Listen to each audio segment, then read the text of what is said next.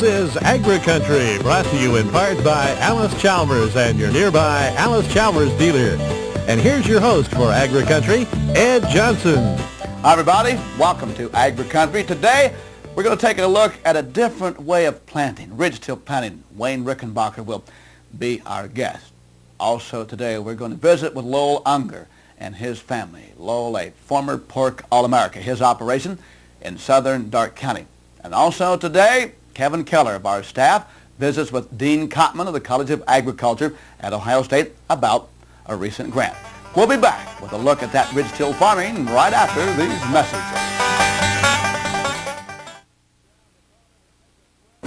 messages. Spring is just around the corner. We think of spring, we think of planting. And our guest on AgriCountry, Wayne Rickenbacker of G&W Farm Supply, the distributors of Buffalo equipment. They're just outside of Forest, Ohio. Of course, that's up in Hardin County. And Wayne, we're going to talk about a unique kind of a planter, and I'm going to want you to be talking about some of the true benefits. But what would be some of the economic benefits before we take a look at some of the agronomic benefits? As far as the economic benefits we see in the reduced tillage or till plant system, of course, is the fact that we save an awful lot on fuel. And we're talking about fuel costs today. If we could cut down 50% on the fuel, it's a pretty substantial figure. Of course, we still have the time savings. If you're only going out and planting and cultivating, your time savings, again, would be, depending upon how you're comparing it, but substantial savings in time. Of course, our erosion factor, and that's one of the another reasons why we like to reduce tillage and keep that residue on the surface, is to cut down on the amount of erosion that will take place on our soils. Then the biggest thing I think that we're seeing now in terms of machinery investment, as we get into this larger equipment, the cost of buying and maintaining this equipment gets to be substantial. A planter and a cultivator, and the horsepower it takes to pull that, substantially reduces the amount of investment in machinery that we need today. The thing that I like about the till plant system, though, as far as this overall economic factor, is the amount of risk that we're assuming. I like the ridge. It'll warm up and it dries out, and that gives me an insurance against wet weather in the spring. It gives me an insurance against dry weather in the summer if it's dry, because I've got that residue there where I want it. So I kind of minimize some risks with my ridge that I like. It kind of helps me through and overcomes one of our problems in our ground is soils that have a wetness hazard, and the ridge will help us warm up and dry out quicker in the spring to overcome that limiting factor. So you're talking about a situation where you can be in a multiple kind of soil types. Yeah, I think so. I think any time that we're dealing with soils that have a wetness hazard, I'm really sold that the ridge is the answer to overcoming that problem. Any idea, Wayne, how much earlier a fellow might get in if he is planting in that ridge? We've talked to people that are using a till plant system, and they've experienced anywhere from a 7 to a 10-day jump in the spring of the year, as opposed to having to go in and conventionally till that ground and wait for the whole soil profile to dry out. And that 7 to 10 days on a year like this past year we just lived through made all the difference in the world. Wayne, let's begin with this planter and explain some of the uniqueness of it. This planter we have here is a 2-in-1 planter, we call it. The way this one's set up is as a till planter, the one which we're talking about when we plant on the ridge. We can take this shoe off and the sweep and the trash guards here and convert it to a no-till planter that can be used either in straight no-till or in conventional tillage. And a minor change of taking this shoe off and replacing it with a slot shoe planter. It would appear, Wayne, to be a very heavy planter. A planter is one in which you'll be able to get penetration in firm soil. That's the way it was designed, and it'll do the job. Let's talk about a farmer using this planter this spring. And let's say he is used to going conventional planting method. Take us from there, and what would he come into then with this ridged planting for 1983? The way we'd start that out is if you're set into conventional system this spring, go in with a slot shoe planter, plant it, build your ridge as you cultivate this summer with our cultivator. The cultivator would throw a 6 to an 8 inch ridge against the corn plant, a 3 or 4 inch ridge on soybeans starting from the flat, and that will get you ready to plant on your ridges the following spring. So you build the ridge with the cultivator unit that you have. What size ridge are we talking about, Wayne? I'd like to get about a 6 to an 8 inch ridge is in corn stalks is what I'm shooting for. That would be a 6 to an 8 inch, maybe a 14 inches wide at the base, and go up to a ridge that would be 6 to 8 inches in corn stalks. In bean stubble, we don't need quite that much ridge. It's a matter that we don't have quite as much residue to contend with, and that's what we're trying to do, is get the ridge elevated enough to offset for the coldness and the dampness that we're going to associate with the residue there holding the moisture. I'm curious, we had a ridiculously wet summer last year. With all that rain, did the ridges hold up?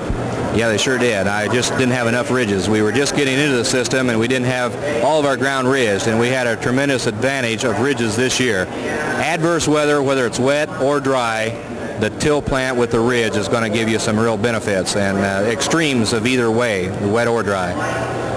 What about the accuracy of this planter? As far as metering device, we have a plateless unit, or we have the plate. Either one is available, and they're as good as any planter on the market. As far as seed drop and seed placement, that's the most accurate planter I feel on the market, and it's kind of the key to it is this seed press wheel back here. We have a forming bar on the shoe that forms a firm groove. The seed is placed in that, and it's locked into soil with this seed press wheel. It firms it into soil on 3 sides before the covering discs come along and throw loose soil over the top. We've also got the fact that this ridge is what warms up and dries out.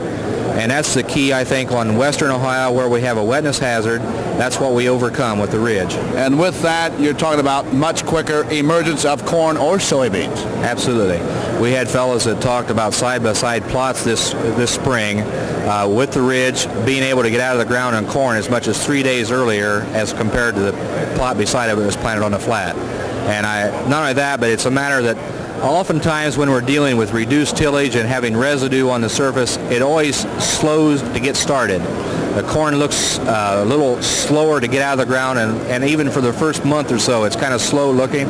Looks a little smaller and doesn't look quite as good. Everybody says go to Florida for that period of time. Well, ridge corn will pop out of the ground and keep right on growing because we're warm. We're in ground that is warmed up and has all the characteristics we need to get corn get up and growing. Wayne, certainly nice to have you as a guest on AgriCountry, and we've been talking about perhaps a little bit different way of planting corn in the state of Ohio. Our guest has been Wayne Rickenbacker, G&W Farm Supply, distributors of Buffalo equipment near Forest, Ohio.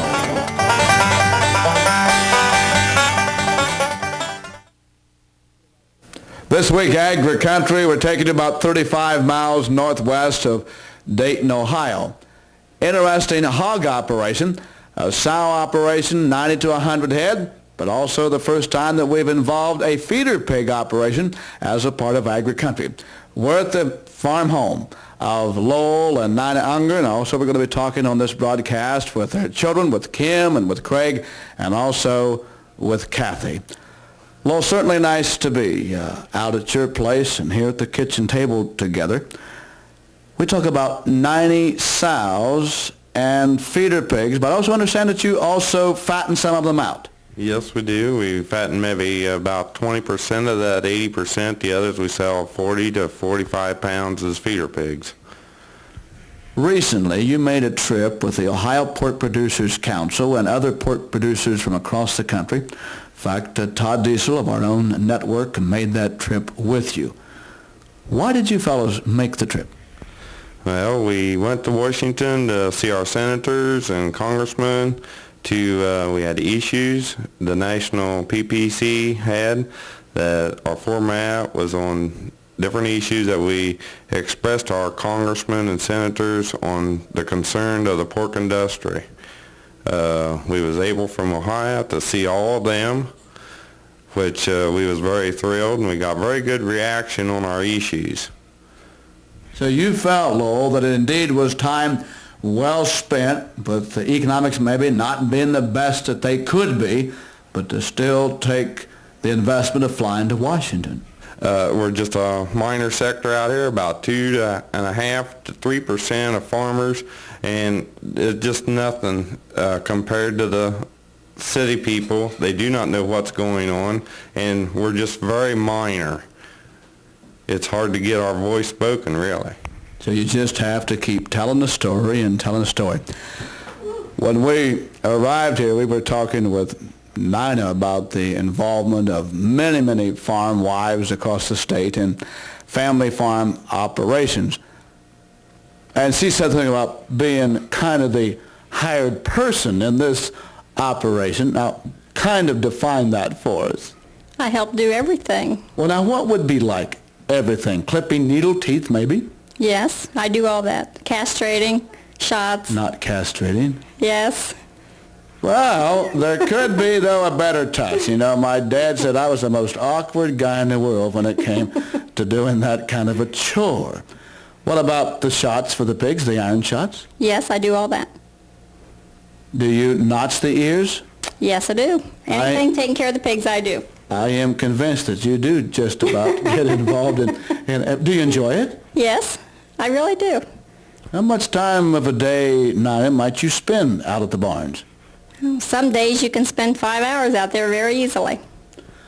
A number of hog operations across the state, and I hear that the wife has a much better touch at farrowing time. In fact, there's some operations that the wives will hardly let the husbands in the farrowing barn at that time. Is it that way here? No, he's allowed in. He helps. But you do get involved with it? Yes, we're both usually there. There's just something neat about Sal's pigging, isn't there? There is. You know, we talk about unique things out on the farm. Being that you do have the sows and the pigs, don't you find it of interest to the kids as well? I guess, in a way, the boy takes more interest than the girls, really. But the girls are involved in 4-H, and we want to talk with them about that. Yes, they're very involved. And you're involved as an advisor. Yes, I am. How do you find time to be an advisor? Just take time. You find it challenging? Yes, there's always something new coming up. When will you begin the 4-H meetings for this new year in this community? February. They're getting ready to start this next week. All right. Now, when we talk about Nina, your 4-H advisory involvement, how many different kind of projects might we be talking about? Oh, my.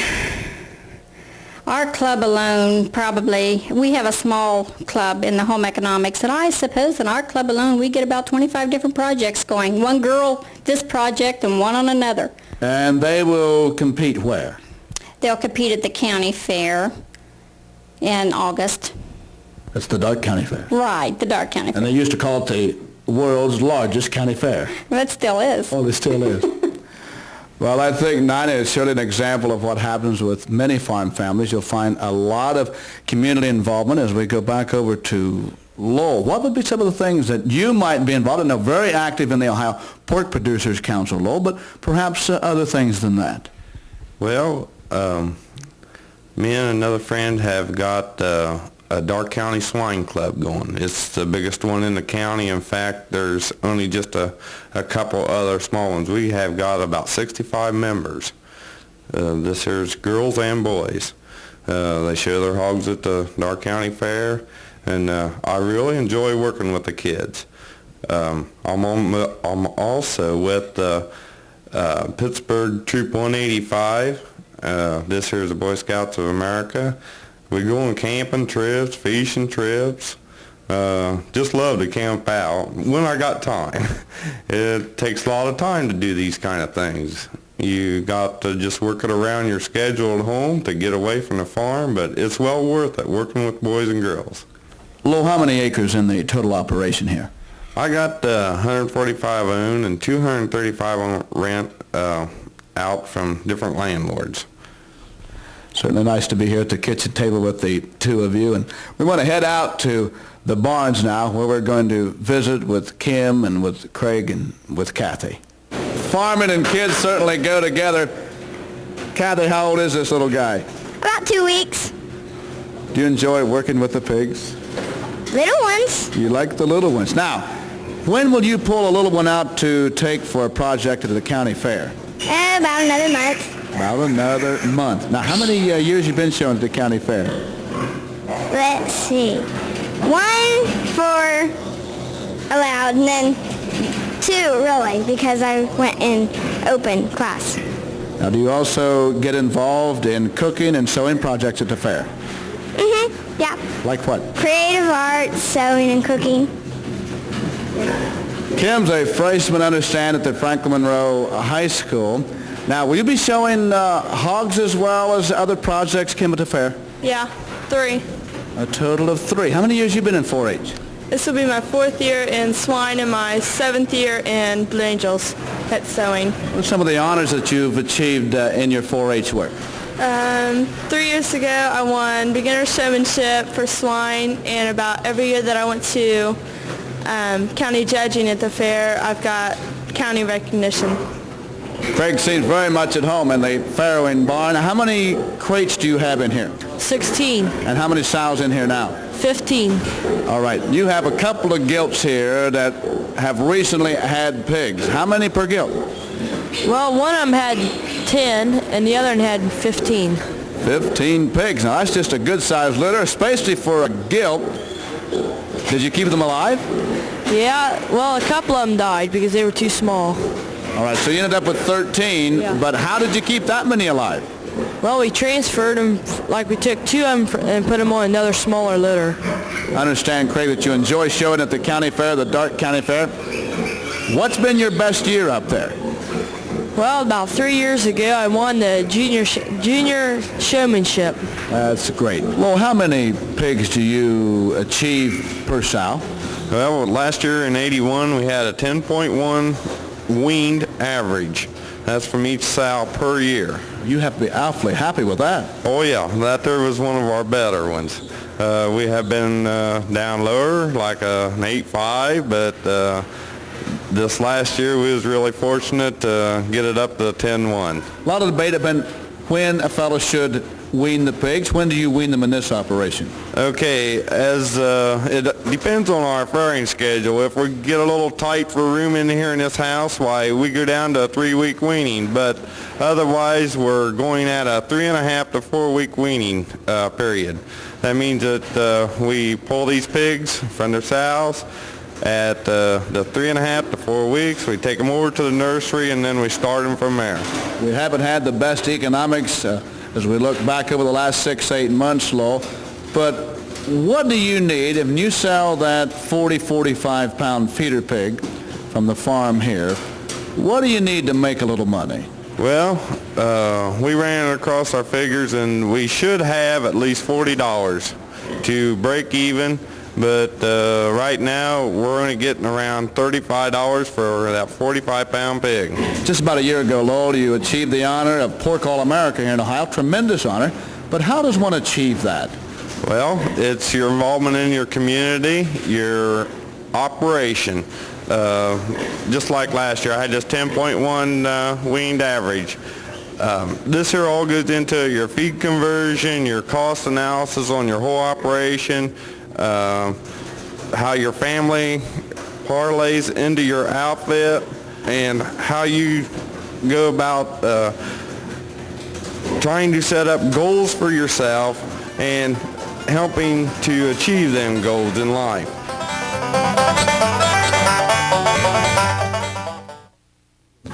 Today on AgriCountry, we're recognizing the Uniroyal Chemical Company. Uniroyal has recently made a donation to the Ohio State University. With me is Tom Schmidt, Product Development Manager for the Agricultural Chemical Division of Uniroyal. Tom, what will the check and the money be used for that you have donated to Ohio State University? Well, this money will be used to fund the endowed professorship for the plant protection program here at the Ohio State University. How much is the check you're presenting today, and what does that bring a total amount to? Well, today's check was for the amount of $15,000, and it is on top of a $10,000 check that we presented last year, bringing our total to date of $25,000. Roy Kottman, Vice President for Agricultural Affairs at The Ohio State University, is also with us. Roy Kottman, what does a grant of this type mean to the university, especially for a plant protection program? We're very well aware that the field of agricultural chemicals is growing rapidly, and the application techniques and technology, as well as the concerns that the general public has that we use these chemicals safely, requires that we have a stepped-up effort in this area. And the endowed professorship in plant protection is going to help us very substantially with our undergraduate training, as well as with the graduate education programs and with our research program. In fact, it will be something that will pay off handsomely to Ohio's agriculture in the years ahead. Also with us today on AgriCountry is Sally Millette. Sally, you're in charge of development with The Ohio State University. How much money are we looking for in a professorship of this type? Our original goal was $250,000, which is the minimum required to establish a professorship under the rules of the Board of Trustees. However, we're really going for $500,000, so we have enough to ensure adequate program support for this very important program. Dick Anderson's chairman of the Plant Protection Committee. The development of the committee is with us as well.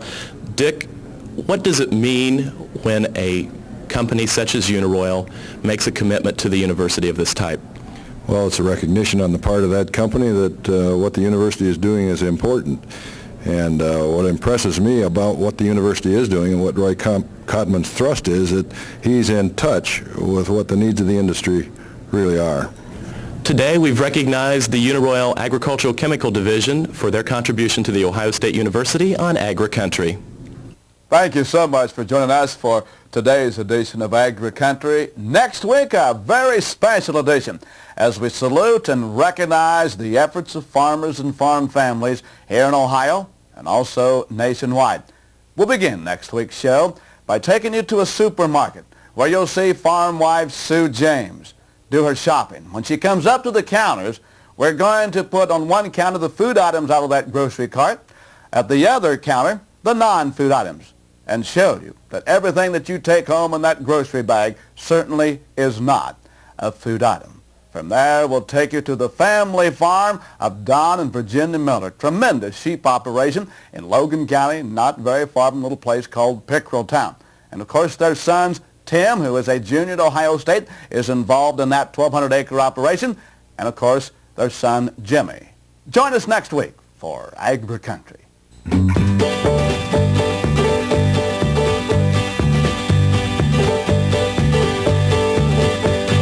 Thank you for joining us today for AgriCountry with Ed Johnson, brought to you in part by Alice Chalmers and your local Alice Chalmers dealer. AgriCountry recognizes farm families who produce daily our abundant food supply.